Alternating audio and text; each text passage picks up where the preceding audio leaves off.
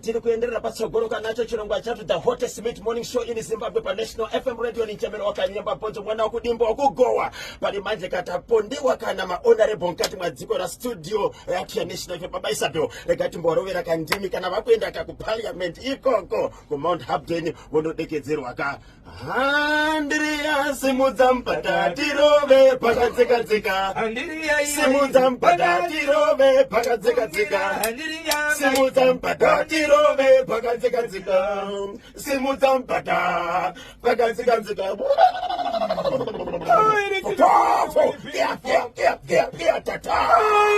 reporting to the angel. Reporting to the Nicodemus. Leviticus. Simon Peter. Eve. Tapio. Almighty sipaini pata pita ni pro. Afana tu sipakisha mjura imam. Tumanda wakati wewe kimilikia. Sipite tu Almighty. Teni wala shubuli pini bo. Wakati wewe. Sipite. Almighty. Teni wala. Akero.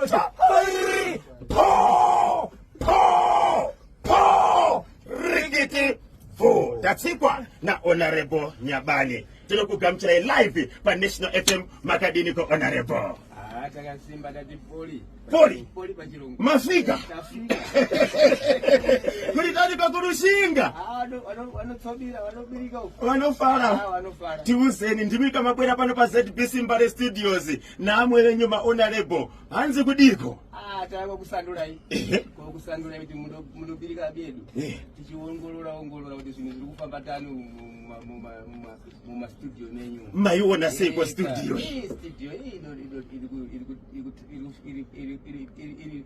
iri right yakanaka saka mushana waudza sei popa mukadzokera ku parliament kuti makafamba sei ku ZBC ku ZBC kanyemba ndamuona right ndamuona kanyemba ndamuona kuzote boshongolera futhi futhi gazi kumhanya kuti turu aiwa tinotenda mashoko amungada kusira muri eZimbabwe kunze kwe Rushinga Maisendo nevamwe vose vakateerera pa National FM ndiyakuti tani mashoko andakusira vana veZimbabwe ndokuti izvo ZBC ndo patinowana denho roruzivo tinofanira kunge tichivhura tichinzwa kuti munyika makaita sei nokuti ufanire ukwanise kuziva kana ukwanise kufamba unofanira kunge uchiziva kuti nzvimbo nenzvimbo zviri kufamba zvakadii ukangoziva useza upamba pako usingazivi useza hoko wamwe unofunga kuti aiwa ini ndiri kubuda zvakanaka bado ukaziva useza hoko wamwe kuti wakuzvigona sei zvinopa kuti iwe ukwanise useza hoko wamwe nohoko wako ukahubatanidza unokupa useza hwakanaka aiwa kana izvozvo dai vanhu varamba vachivhura vachiteerera kuti ana bhozhongora ava vari kubhozhongora chii nyaya dziri kuitika kuwamwe vakadzinziwa vanogona kuvharidza kuti vhariritsai